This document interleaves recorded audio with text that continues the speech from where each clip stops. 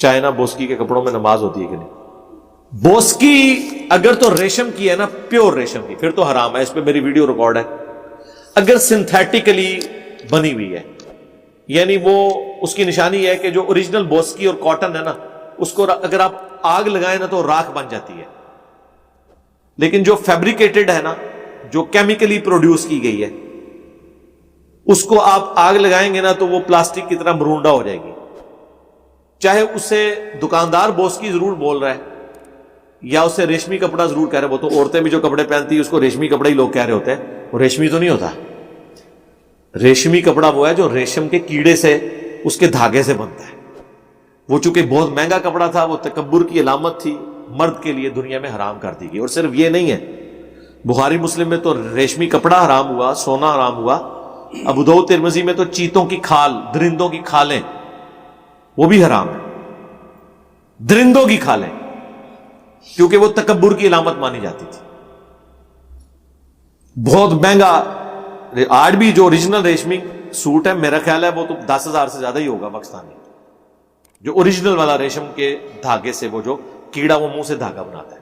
आम जिनको आप ये कह रहे होते हैं ना, बोस्की का कपड़ा, आम बोस्की जो सिंथेटिकली मशीनों में बनाई गई है, वो ओरिजिनल नहीं होती है। उसका तरीका है कि उसका एक टुकड़ा काटें, उसको आप आग लगा के चेक करें, अगर वो राख बन जाए कॉटन की तरह,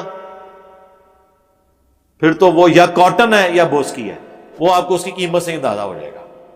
और अगर वो राख नहीं बनी और वो प्लास्टिक की तरह इकट्ठा हो गया, तो समझ लें वो केमिकली प्रोड्यूस हुआ है, कुछ हिस्सा उसका कॉटन का है, कुछ सिंथेटिक धागा उसमें इस्तेमाल हुआ है। ये चेक करने का तरीका है। हमने आपको लाहौर का रास्ता भी बताया और किराया भी दे दिया साथ, तरीका दस्ता ना। मेरा एक दोस्त है, वो मस्जिद में नमाज नहीं पढ़ता, उसको मौलवियों से नफरत है। ऐसी सूरत में क्या किया जाए? ऐसी सूरत में उलमा के फजाइल उन्हें सुनाई जाए, मुफ्ती अजीज साहब की वीडियो उसको बताई जाए। हाँ, यही किया जा सकता है मेरे भाई, जब तक उसका ये कीड़ा नहीं निकलता। हो सकता है उसको हाथ लगे हो, मियां आपको क्या पता। और वो बेचारा शर्मो शर्मी बताना भी ना चाह रहा हो। तो किसी का भी कोई इशू है ना, आपको उसको जब तक आप रूट कॉज एनालिसिस नहीं करेंगे ना, आप रिजल्ट पे नहीं पहुंच सकते। दुनिया में भी आप देखें कि बीमारी के इलाज के लिए सिर्फ अद्वियात नहीं देनी होती हैं, वो रूट कॉज ढूंढनी पड़ती है। एक बंदे को बुखार है और अगर वो डॉक्टर को नहीं बता रहा कि मेरी पिंडली पे इतना बड़ा फोड़ा निकला हुआ है, तो डॉक्टर जो है वो उसको तो कोई इल्म गैब नहीं है, वो तो ज़ाहिरी सिम्टम्स का इलाज करेगा। इसीलिए वो आपको पूछते हैं भाई जख्म तो नहीं आपको कहीं। आहिस्ता आहिस्ता वो डीप डीप करते हुए किसी जगह पहुंचने की कोशिश करते हैं कि जिस्म के रिएक्शन की वजह से बुखार होता है ना। बुखार अल्लाह की बहुत बड़ी नेमत है। बुखार ना हो तो जिस्म में खराबी पड़े और आखिरी स्टेज पे पहुंच जाए, आपको पता भी ना चले। जरा सा इंफेक्शन अंदर होता है तो बुखार आ जाता है, वरना अंदर जो आपके इंफेक्शन चल रहा है वो आप देख तो नहीं रहे, सामने तो आपको नजर आ रहा है, जो अंदर है वो उसी वजह से नजर आता है ना। फिर वो टेस्ट लिख के देते हैं, जी पेशाब टेस्ट करवाएं, खून टेस्ट करवाएं, करते करते करते वो उसको लिस्ट डाउन करते हुए उस स्पेसिफिकली रीजन तक पहुंचते हैं। और अगर आप ये बताएं ना, यहां तो हालत ये है, बाज लोग पैसे बनवाने के लिए सर दर्द है, सर दर्द है, डॉक्टर के पास जाते हैं, वो न्यूरोसर्जन के पास भेज देता है, वो भी उसको दवाइयां देता रहता है।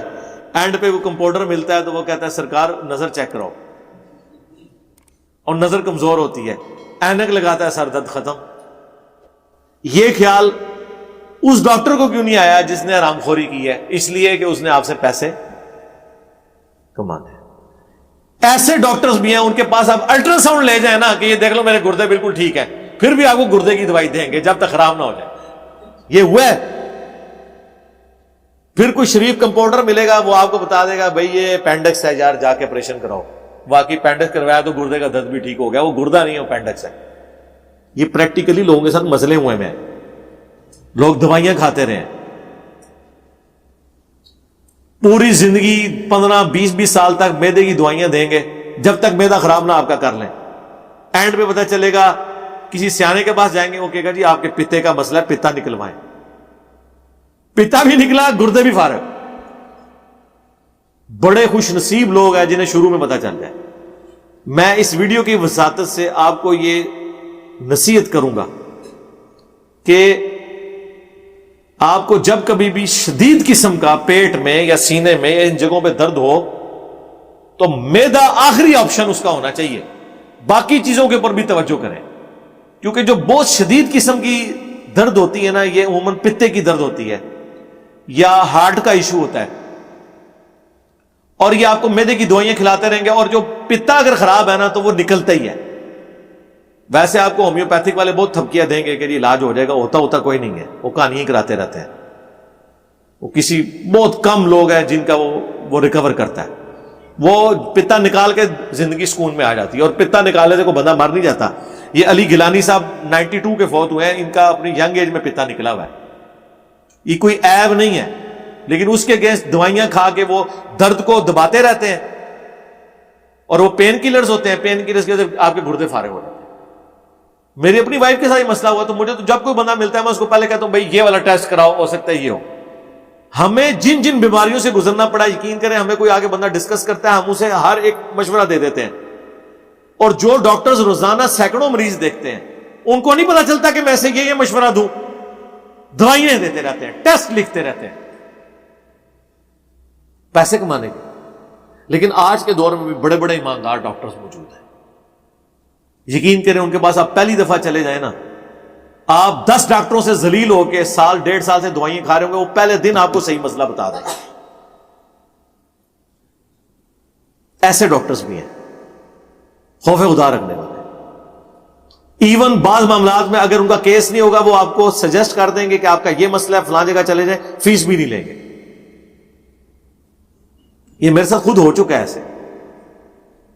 لیکن جنہیں خوف خدا نہیں ہے, حالانکہ یہ لوگ روزانہ ڈیتھس دیکھتے ہیں, مریضوں کی حالت دیکھتے ہیں. ہم تو یقین کریں کسی مریض کا حال سن لینا 2 دن روٹی کھانے کو دل نہیں کرتا. کسی کا کوئی دکھ بھری داستان سن لیں, یہ ایسے ظالم ہیں. ان ہاسپٹلس کے اندر روزانہ اس طرح کے واقعات دیکھتے ہیں, انہیں کوئی خوف خدا طاری نہیں ہوتا.